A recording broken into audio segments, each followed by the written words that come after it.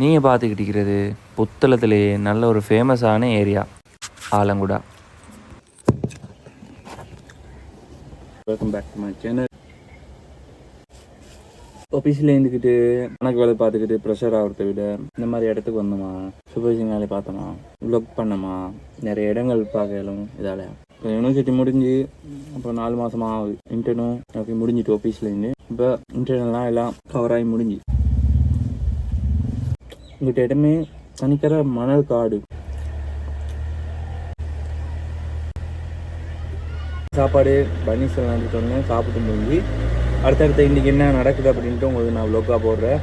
மறக்காமல் சப்ஸ்கிரைப் பண்ணி ஒரு லைக் பண்ணி போடுங்க. எனக்கு அடுத்தடுத்த வீடியோ போடுறதுக்கு மோட்டிவேஷன் ஆகும். இன்றைக்கி இந்த ரோட் தான் நிற்கிறேன். இந்த பொருள் போடுறது தான் இன்றைக்கி வேலை. புத்தளத்தில் போகிறதுன்னு சொல்கிறதுக்கு எனக்கே பெருமையாகிருக்கு. ஏன் சொன்னால் புத்தளம் டவுன் பக்கம் போனீங்கன்னாக்கும் உப்பு ஃபேமஸ் ஆகிடும், சரியா? அதே மாதிரி கல்பிட்டி பக்கம் போனீங்களாக்கும் மீன் ஃபேமஸ். அதே மாதிரி ஆலங்குடா நுரைச்சோலை பக்கம் வந்தீங்களாக்கும் இந்த மாதிரி விவசாயம், ஃபார்ம், வெங்காயம், வெண்டிக்காய், கொச்சி, கோவா, பீட்ரூட், பட்டாணா, பூசணி, அடுத்து இந்த பைத்தங்காய், இந்த மாதிரி நிறைய விவசாயம் வந்து செய்கிறாங்க. இங்கே இருக்கிற சூட்டுக்கு கட்டாயம் தண்ணி அடித்தே ஆகணும். எல்லாத்துக்கும் நல்லா தண்ணி அடிப்பாங்க. இது பார்த்திங்கன்னா பட்டாணா ஹார்வெஸ்ட் பண்ணுற டே. அதாவது இது 2 மாதத்துக்கு ஒருக்கா ஹார்வெஸ்ட் பண்ணுவாங்களாம். ஸோ நம்ம அந்த இவர் விவசாயம் பண்ணுற இந்த காணிட குத்தகைக்கு எடுத்து இதுதான் செய்கிறாரு. அந்த ஐயராரு பாருங்கள், அந்த 3 பேரில் அந்த அடுக்கிறாரு.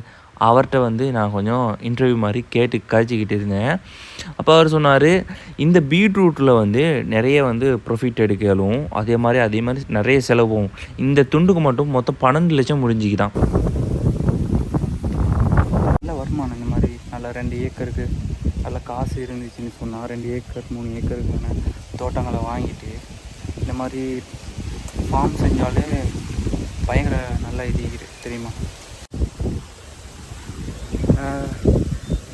நான் இன்ஷால்லா நல்லா காசு சேர்த்து ஒரு 2 ஏக்கர் 3 ஏக்கருக்குங்கிட்டு ஒரு தோட்டம் வாங்குறேன். வாங்கி இந்த மாதிரி ஃபார்ம் செய்ய போகிறேன். ஸோ நல்ல ஒரு வருமானம் இருக்குங்க. நல்ல வருமானம் வரும். ஆனால் அதுக்கேற்ற மாதிரி செலவும் நிற்கிது, நம்ம பராமரிக்கவும் வேணும். டைமுக்கு போகிற யூரியா, பூச்சி புழு வைக்காமிக்கிறதுக்கு என்ன ஏதோ அடிக்கணுமா அது போடணும். டைமுக்கு தண்ணி, இந்த மாதிரியெல்லாம் சரியாக நம்ம செய்யும்போது தான் அதுக்குள்ளே விளைச்சலை நம்ம சரியாக எடுக்க இயலும் அப்படின்றாரு. நல்ல சல்லிக்காரர்களுக்கு இந்த மாதிரி விஷயத்தை செய்யலும். உங்களுக்கு நிறைய காணி வைக்குது, மண்ணெல்லாம் அந்த மாதிரி பைப் லைனெல்லாம் அந்த சொட்டு பாசனமாக அதுதான் செய்கிறாங்க, சரியா? ஸோ இந்த மாதிரி ஒரு ஐடியா எனக்கு வந்துது. வீடியோ பார்க்குறவங்களுக்கு இந்த மாதிரி ஐடியா வந்துச்சுனாக்கும் கட்டாயம் கமெண்ட் பண்ணுங்கள். எப்படி அழகாகிருந்து இந்த மாதிரி இடத்துக்கெல்லாம் வந்து கட்டாயம் பாருங்கள். இதெல்லாம் நாளைக்கு உங்களுக்கு அங்கிட்டு போயில தோட்டம் இருக்குது, அதை நான் உங்களுக்கு கூட்டி போயிட்டு காட்டுறேன், சரியா? இன்றைக்கி வந்து இந்த பீட்ரூட் தோட்டத்தை பற்றி உங்களுக்கு நான் சொல்லிக்கிறேன். அதே மாதிரி இங்கிட்டு கோவா அந்த விளங்குது. இந்த கோவா சைட்டுக்கு அங்கிட்டு பக்கம் இருக்குது போயில. ஸோ அடுத்த ரோட்டுக்கு நம்ம போகும்போது நான் உங்களுக்கு நாளைக்கு வ்ளாகில் மாதிரி உங்களுக்கு சொல்கிறேன், ஓகே? இதுதான் கோவா. இங்கிட்டு வெங்காயம்,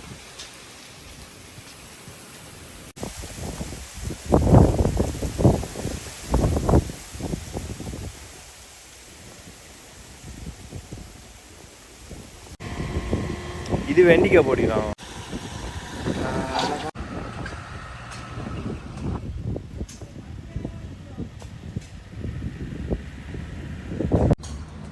ஓகே, இந்த வீடியோவில் நீங்கள் வந்து பீட்ரூட் தோட்டத்தை பற்றி உங்களுக்கு விளங்கிக்கும்.